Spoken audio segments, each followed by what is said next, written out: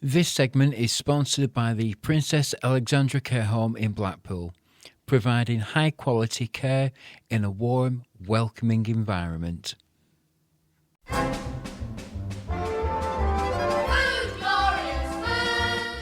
I'm Maria, and it's time for this week's recipe feature. This is now the 12th one in this series for Envision's Talking Newspaper Service. We're going to keep on going with the recipes, so do remember, if you have any you want to share, let me know, because soon I'm going to run out of my very easy recipes. Last week was a sweet recipe. Did you enjoy the scones, or did they all go very quickly? I hope you enjoyed them. This week it's a savoury one, and today I've chosen a very easy Lancashire Butter Pie.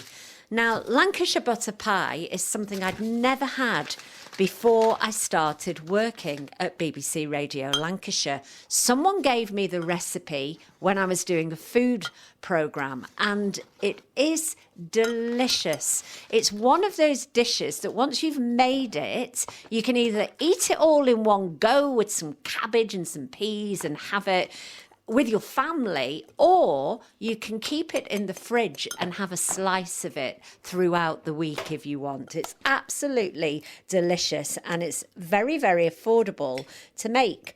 So as usual, in a minute, I'm going to give you the recipe, what you'll need to make it and how, but do be prepared to stop and start the recording as you work through the various stages of making it.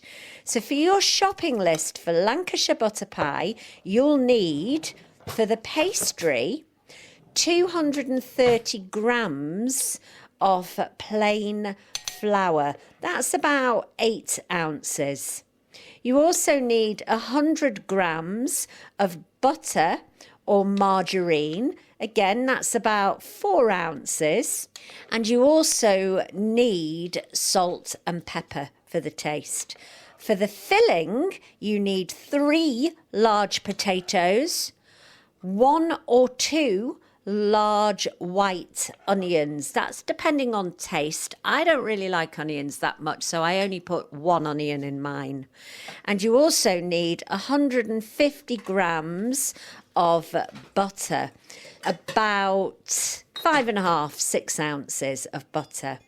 So what you need to do to make Lancashire Butter Pie is preheat the oven to 180 Celsius or gas mark 6. And then what you do is break the butter into cubes and add it to the flour.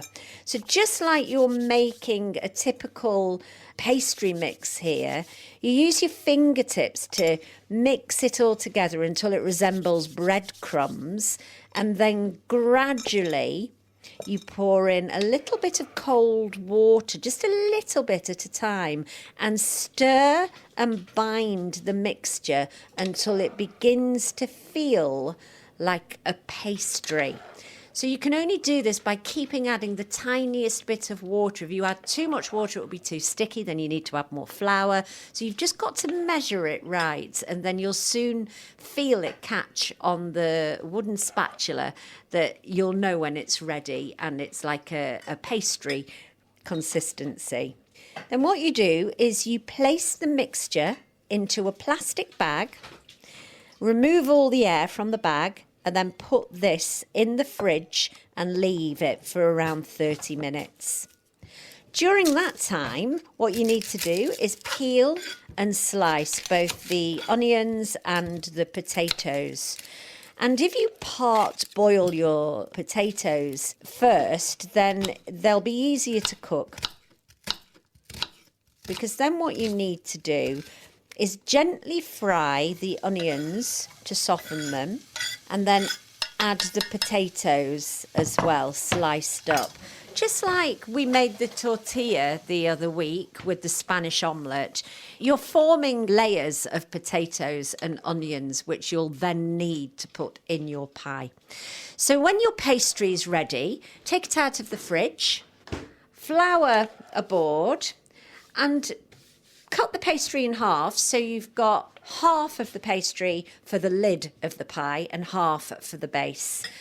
flour the board thoroughly and just roll out your pastry on the floured board and then put it in a pastry base. If you've not got a pastry base for a pie, then you could use even a flat cake tin, but you need it so that you can cook it in the oven. You could even use a glass Perspex tray as well.